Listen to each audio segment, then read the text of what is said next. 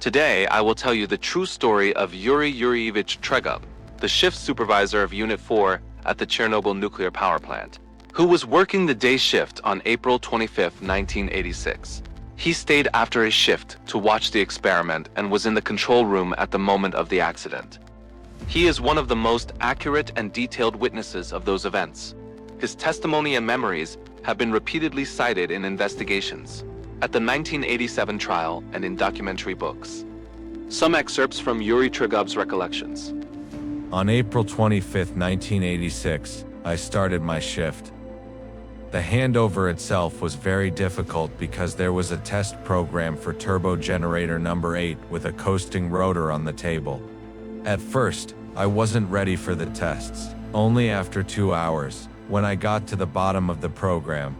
During the shift handover, it was said that the safety systems had been disabled. Only after I carefully reviewed the program, I had a lot of questions.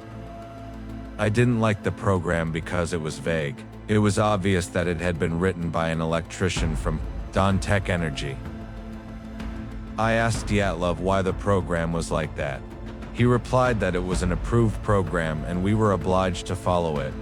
I said that I didn't like the program, but he dismissed my concerns.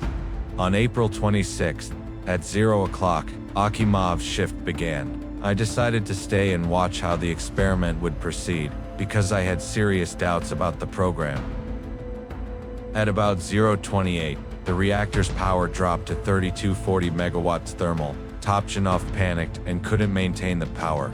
Then I started raising the unit from 0 with manual control rods. The pointer on the narrow profile total power gauge flickered around 0. I stabilized the power and turned on the automatic power regulator APR. Then the power was raised to 200 megawatts. Dyatlov said that we would conduct tests at this power level, although the program specified 700 to 1000 megawatts. When the runout began, I was standing at the turbine console, about 20 meters from the reactor shield. I heard a sound like a Volga braking at full speed and skidding. The sound turning into a roar. The building began to vibrate. I thought this was not good, but decided it was probably a run-up situation. Then there was a bang. Because I was closer to the turbine, I thought a blade had flown off. I jumped back, and at that moment there was a second bang. This one was very loud. Plaster fell from the ceiling. The whole building shook. The lights went out, then the emergency power came back on. I saw Akimov turn on the emergency cooling pumps. He ordered me to manually activate the reactor's emergency cooling system, but I couldn't do it alone. There was only one valve, and it took 2 people to open it, and even then it took 30 minutes. Then I saw Gazin, and we ran to carry out the order.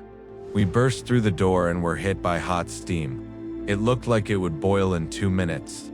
We rushed back to the block shield. We decided to evacuate some of the people from the block after all. After the accident, Yury Tregub received a dose of radiation but survived, unlike many of his colleagues from that night. He later testified at the 1987 trial in Chernobyl, where he gave very accurate and consistent testimony without trying to shift the blame onto any one person. He emphasized both the mistakes made by the personnel and the design flaws of the RBMK reactor, about which the operators were not fully informed. This is not a retelling or a fictional drama. These are excerpts from his own words from documentary sources. Thank you for watching this video. Next time we will learn more about Akimov's shift and what questions Tregub asked Dyatlov before experiment started. Subscribe Zone 86 not to skip it. Bye.